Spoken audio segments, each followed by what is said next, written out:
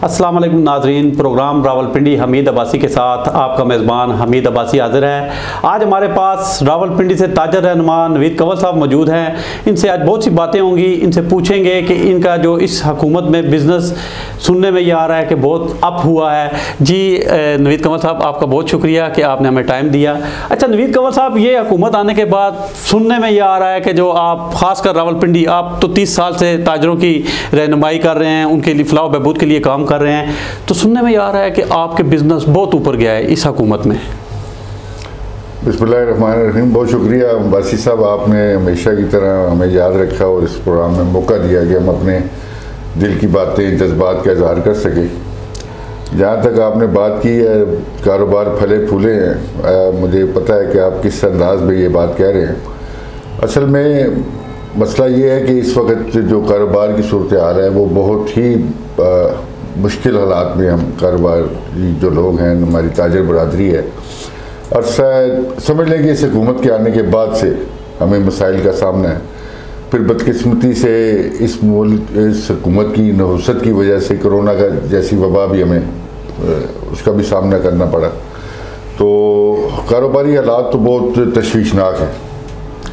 अभी तक उसके साइड इफ़ेक्ट कुछ आ गए हैं, कुछ आने वाले दिनों में आएंगे। मैशत हमारी जो है वो बहुत ही बुरे हालात में है। मिनी बजट की बातें भी आप सुन रहे हैं, मिनी बजट भी आने वाला है, महंगाई अपने अरूज पे है। तो हमारे यहाँ जो सरकारी पॉलिसियों की वजह से कारोबार जो है वो बिल्कुल मंदे का शिकार है। महंगाई की वजह से, बेरोज़गारी की वजह से उसके सारे साइड इफ़ेक्ट जो है वो आवाम पर पड़ रहे हैं। आवाम की क़ुव्वत ख़रीद ख़त्म हो चुकी है, जिसकी वजह से कारोबार जो है, लोग जो है बुनियादी चीज़ें पूरी नहीं कर पा रहे, जैसे किचन की अशिया ज़रूरत की चीज़ें हैं, मेडिसन है, बच्चों की फ़ीसें हैं, मकान के किराए हैं, तो उनका बजट बनाना बहुत मुश्किल हो गया। तो इन हालात में बहुत मुश्किल से गुजारा हो रहा है। अच्छा नवीद कंवल साहब, ये जब कोरोना आया तो सुनने में आ रहा था कि आपको हुकूमत की तरफ से कोई रिलीफ भी दिया गया, कोई टैक्सेस में, कोई बिलों के मद में, ऐसा कोई है? वादे वईद बहुत किए गए, हमारे मुतालबे पे, हमारी दरख्वास्तों पे हमें यकीन दहानियाँ बहुत कराई गई, लेकिन एक पैसे का रिलीफ नहीं दिया गया, बल्कि उल्टा टैक्सों में इजाफा किया गया, प्रॉपर्टी टैक्स में इजाफा किया गया। हमारे एहतजाज के बाद ये कल उन्होंने वो जो इजाफा था उन्होंने वापस लिया है, लेकिन इसके बावजूद उससे पहले बहुत इजाफा था। इसी तरह इनकम टैक्स में, इसी तरह दूसरे टैक्स की मद में, बिजली के बिलों में हमें कोई रिलीफ नहीं दिया गया, टेलीफोन अपना और किसी के अंदाज में हमें कोई रिलीफ नहीं दिया गया, बल्कि बिजली की कीमतें बढ़ गई हैं, पेट्रोल की कीमतें बढ़ गई हैं, और हम कोरोना से जो मुतासरीन थे वो मतलब छोटा दुकानदार बहुत पिस के रह गया। अच्छा नवीद कंवल साहब, आप बैठे हुए हैं मरकज़ में, राजा बाज़ार, मोती बाज़ार में आप बैठे हुए हैं, तो आप क्या समझते हैं कि अब जो पहले गाहक जैसे आता था उसी तरह आ रहा है, या उसमें कुछ फ़र्क आया है आपके बिज़नेस में जो है ना? बस सब शहर में मुख्तलिफ प्लाजे बनने से, नई सोसाइटियाँ बनने से नेचुरली बात है कि हमारे बिज़नेस में असर पड़ा, लेकिन हमारे बिज़नेस में हमारा जो शहर का मरकज़ है, राजा बाज़ार के गिरदोनवा के जो बाज़ार हैं, जैसे बड़ा मार्केट है, मोती बाज़ार है, मोची बाज़ार है, कॉलेज रोड है, बोर्ड बाज़ार है, ये बाज़ार तजावज़ात की वजह से, ट्रैफिक की बेहंगम जो है उसकी रवानी की वजह से वो 24 घंटे तकरीबन ट्रैफिक जाम रहता है। वहाँ पर कोई ट्रैफिक पुलिस वाले भी कोई अपना किरदार अदा नहीं करते।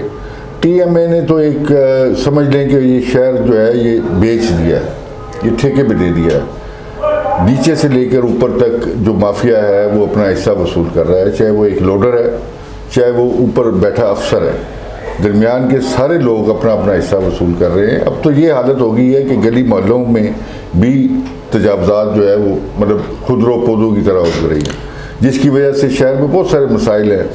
लेकिन हमारी बदकिस्मती है कि ना तो हमारे कोई सियासी जो यहाँ के ज़िम्मेदारान हैं, जो इलेक्टेड लोग हैं, और ना ही कोई ऐसे जो शहर के नुमाइंदे हैं, बल्दियात हुई या मतलब ताजर नुमाइंदे हैं, वो इसमें अपना किरदार अदा करने के लिए तैयार नहीं है, या किसी मजबूरियों की वजह से खामोश हैं। लेकिन हमारे कारोबार उस तरह नहीं है जिस तरह मतलब होने चाहिए। क्योंकि आम गाहक जो है वो जो उधर जाने पे परहेज़ करता है। नवीद कंवल साहब, आप कह रहे हैं कि वहाँ पे तजावज़ात का मसला है राजा बाज़ार के एरिए में, आपके मोती बाज़ार के एरिए में तो गाहक कम आता है। तो सुनने में ये आ रहा है कि वहाँ के जो दुकान के मालिक हैं जिन्होंने अपनी दुकानें रखी हुई हैं वो आगे ठेले वालों को रख लेते हैं, उस किसी से 10,000 ले रहे हैं, किसी से 15,000 ले रहे हैं, जिसकी वजह से वो तजावज़ात में इजाफा हो रहा है। इसमें कुछ ताकत है? जी बिल्कुल होगी सदाकत इसमें। ये ऐसा है कि जैसे अच्छे बुरे लोग हर तबके में मौजूद होते हैं, हर जगह मौजूद होते हैं, इसी तरह हमारी ताजर बरादरी में भी ऐसे लोग होंगे। लेकिन उसकी बुनियादी जो वजह है उसके अगर आप पस मंज़र देखें तो जो मेन रोड पे जहाँ पर तजावज़ात लगी होती हैं, जैसे राजा बाज़ार है या इकबाल रोड है, ट्रंक बाज़ार है, इस तरह के जो बोर्ड बाज़ार है, यहाँ पर जो दुकानें हैं उनका रेट इसी वजह से ज़्यादा है कि वहाँ पर 2-3 वो ठेके लग जाते हैं, वो तजावज़ात वाले बैठ जाते हैं। असल में अगर वहाँ पर अगर कोई दुकानदार लगाना ना चाहे और वो कहे कि मैंने आगे नहीं लगाना, तो वहाँ पर वो कमेटी वाले TMA वाले मजबूर करते हैं, या वो जो माफिया है तजावज़ात वाला वो मजबूर करता है कि वो इधर लगाए। अगर वो नहीं लगाता तो दूसरा कोई रेडी वाला खड़ा हो जाएगा, कोई गाड़ी लगा के चला जाएगा, उसके दाएं बाएं दोनों अगर ठेले लगे हुए हैं तो वो मजबूर हो जाएगा। तो इसके लिए हम अपना किरदार अदा करने के लिए तैयार हैं, ताजर बरादरी अपना किरदार अदा करने के लिए तैयार है, बशर्ते कानून पर अमलदारी हो। TMA का जो इंसदाद तजावज़ात का अमला है वो अपना किरदार अदा करे, वो तजावज़ात के ख़िलाफ़ कार्रवाई करे, उसके बाद हम उस दुकानदार के ख़िलाफ़ भी कार्रवाई करने के लिए तैयार हैं जो इस किस्म की सरगर्मियों की हौसला अफजाई करता है। अच्छा नवीद कंवल साहब, मैंने CO जो आपके इधर रावलपिंडी मेट्रोपॉलिटन कॉर्पोरेशन के CA हैं उनका इंटरव्यू भी किया है, लेकिन CO साहब मैंने देखा है कि वो सारा दिन घूमते हैं बाज़ारों में और वो तजावज़ात को ख़त्म करने के लिए वो बड़े मतलब कि दौड़ धूप करते हैं, लेकिन मुझे लगता है कि नीचे कोई मसले मसाइल हैं, लेकिन CO साहब तो अपनी पूरी जो है ना जाफशानी से अपनी मेहनत कर रहे हैं और रावलपिंडी से तजावज़ात के ख़ात्मे के लिए कोशिश कर रहे हैं। देखिए, मैं आपकी बात पे उस वक्त यकीन करूंगा कि हमें उसका कोई अमली मुजाहरा नज़र आए। ये आप जो कह रहे हैं ना, ये नुमाइशी कार्रवाइयाँ होती हैं उनकी। जब अमला वहाँ से निकलता है तो वो उनको जान जो तजावज़ात जिनसे वो उनके मफादात वाबस्ता हैं उनको इतला हो जाती है कि तजावज़ात का अमला आ रहा है और वो वहाँ से तजावज़ात ख़त्म कर देते हैं। ये मिनटों की या थोड़ी देर घंटे 2 घंटे की कार्रवाई होती है, लेकिन अमलन हमने यहाँ पर बड़े अच्छे अफसरान देखे हैं, बड़े अच्छे जो CO हैं वो देखे हैं जो वाक़यातन इसके ऊपर उन्होंने एक तैयार किया था कि हमने शहर से तजावज़ात ख़त्म करनी है, तो वो इस मसले पे वो अपना किरदार अदा करते थे। वो ताजर तंजीमों से मिल के, वो इंतज़ामिया से मिल के, वो ट्रैफिक वालों से मिल के इसके ऊपर एक लाया अमल बनाते थे और उस पर अमल दरामद करवाते थे, जिसके नताइज हमें नज़र आते थे और शहर में एक तजावज़ात का जो एक हद है वो नज़र आती थी। अच्छा अपना नवीद कंवल साहब, आखिरी सवाल है आपसे कि आप मोती बाज़ार में बैठे हुए हैं और मोती बाज़ार में कहा जाता है कि शादियाँ उस वक्त तक मुकम्मल नहीं होती जब तक लेडीज़ मोती बाज़ार का चक्कर लगा ना लें, तो क्या इसमें आप क्या कहते हैं?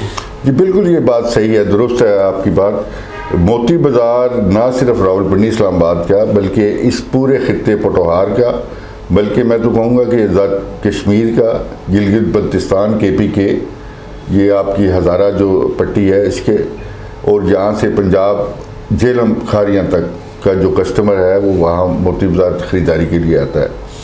मोती बाज़ार की अपनी एक तारीख़ी हैसियत है। ये यहाँ पर इस वक्त अल्हम्दुलिल्लाह तकरीबन 1500 के करीब दुकानें हैं जहाँ पर ख़वातीन की दिलचस्पी के लिए शादी ब्याह, बच्चों की गारमेंट्स और रोज़मर्रा के पहनावे की जूते, गारमेंट्स, बेडशीट, कपड़ा, ज्वेलरी, इस तरह की वैरायटी वहाँ पर मौजूद है। तो ख़वातीन वहाँ पर आने को तरजीह देती हैं। वो उनकी कोशिश होती है कि मोती बाज़ार में जो उनको वैरायटी मिल जाती है, जो मुनासिब कीमतों पे उनको एक बहुत चॉइस मिल जाती है, तो वो कोशिश और उनकी ख्वाहिश होती है कि वो मोती बाज़ार की में एक चक्कर ज़रूर लगाएं, वहाँ पर अपनी ख़रीदारी करें। हम देखते हैं कि यहाँ पर कश्मीर से भी लोग आते हैं, KPK से भी आते हैं, और गिरदनवा के जो इलाके मरी से, कश्मीर से लोग आते हैं, अपनी शादी ब्याह की ख़रीदारी करते हैं। और वाकई ये बात दुरुस्त है, हमने ऐसे भी लोग देखे हैं, ऐसी भी ख़वातीन देखी हैं जिनका जहेज़ यहाँ मोती बाज़ार से ख़रीदा गया, फिर उनकी बेटी या उसकी बेटे की जो सामान था शादी का, वो भी यहीं से ख़रीदा गया। और आज वो अपनी पोती या नवासी के लिए भी ख़रीदारी के लिए मोती बाज़ार आती हैं, तो वो इस बात को बताती हैं कि मेरा जहेज़ भी, मेरी शादी की ख़रीदारी भी यहाँ भी हुई, मेरी बेटी की भी हुई। और आज तो इस लिहाज से मैं समझता हूँ कि मोती बाज़ार की एक अपनी अहमियत है। बस ये बात दुरुस्त है कि इर्द गिर्द के प्लाजे, माल और इस तरह की जो मार्केटें हैं वो बनने से इसमें कोई फ़र्क पड़ा है, लेकिन उसकी अहमियत ख़त्म नहीं हो सकती, उसकी अहमियत कम नहीं हो सकती। नवीद कंवल साहब, आपका बहुत शुक्रिया कि आपने हमें टाइम दिया। इंशाअल्लाह अगले प्रोग्राम के साथ फिर हाजिर होंगे। हमीद अब्बासी को दीजिए इजाज़त। अल्लाह हाफिज़।